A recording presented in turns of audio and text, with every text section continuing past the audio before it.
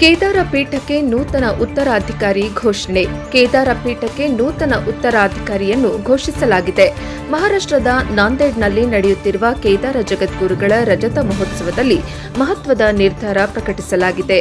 ಮಹಾರಾಷ್ಟ್ರದ ನಾಂದೇಡ್ನ ದಶಮುಖ ಆಶ್ರಮದಲ್ಲಿ ನಡೆಯುತ್ತಿರುವ ಕೇದಾರ ಜಗದ್ಗುರುಗಳ ರಜತ ಮಹೋತ್ಸವ ಹಾಗೂ ವಿಶ್ವಶಾಂತಿಗಾಗಿ ಆಯೋಜಿಸಲಾದ ಹೋಮ ಕಾರ್ಯಕ್ರಮದ ವೇಳೆ ಈ ಘೋಷಣೆ ಮಾಡಲಾಗಿದೆ.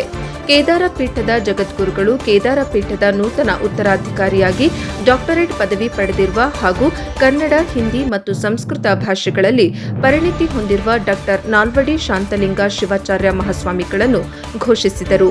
ಡಾಕ್ಟರ್ ನಾಲ್ವಡಿ ಶಾಂತಲಿಂಗ ಶಿವಾಚಾರ್ಯ ಮಹಾಸ್ವಾಮಿಗಳು ಕರ್ನಾಟಕ ರಾಜ್ಯದ ದಾವಣಗೆರೆ ಜಿಲ್ಲೆ ಜಗಳೂರು ತಾಲೂಕಿನ ಕಣ್ವಕುಪ್ಪೆ ಮಠದ ಪೀಠಾಧ್ಯಕ್ಷರಾಗಿದ್ದಾರೆ. ಈ ಘೋಷಣೆಯೊಂದಿಗೆ ಕೇದಾರ ಪೀಠದ ಆಧ್ಯಾತ್ಮಿಕ ಪರಂಪರೆಯಲ್ಲಿ ಮಹತ್ವದ ಬೆಳವಣಿಗೆ ಸಂಭವಿಸಿದ್ದು ಭಕ್ತರಲ್ಲಿ ಸಂತಸ ವ್ಯಕ್ತವಾಗಿದೆ.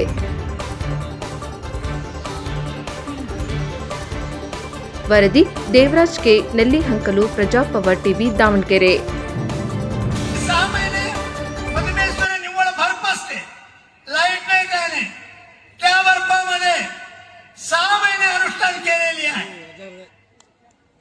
त्यानंतर 19 मध्ये केदारनाथ मध्ये 6 महिने पूजा केलेली आहे. डॉक्टरेट डिलीट झालेली आहे आणि पदवीधर आहे. संस्कृत, हिंदी, कन्नड भाषा तज्ञ असलेले